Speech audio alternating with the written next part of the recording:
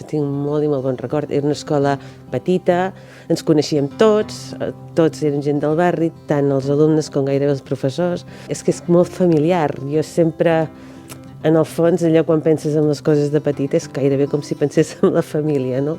Recordo que eren 38 alumnes a la classe i pràcticament me'n recordo de la llista dels alumnes. Actualment el meu grup d'amics és el que vam començar aquí a P3. La familiaritat que vaig tenir al centre, que jo no crec que hi hagi res més important que ajudar-nos a ser persones, no?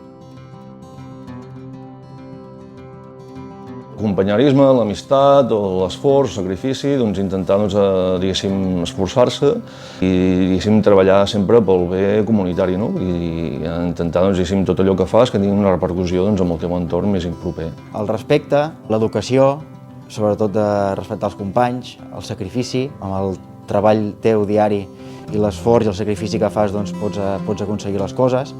Estaré molt agraït sempre del tipus d'educació que em van donar en aquesta escola. Sobretot era l'amistat, el compartir, aprendre, estimar. No es tracta de formar amb contingut, d'omplir els cervells de coses, sinó que el que cal és aprendre a pensar. Ens coneixíem tots i tens aquest record molt entranyable, no? També de...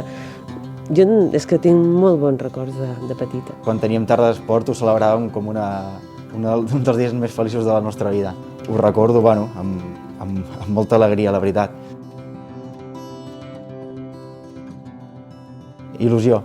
Vull dir, va ser un aprenentatge vital en tots els aspectes per la meva professió, per tot. Familiar. Futur.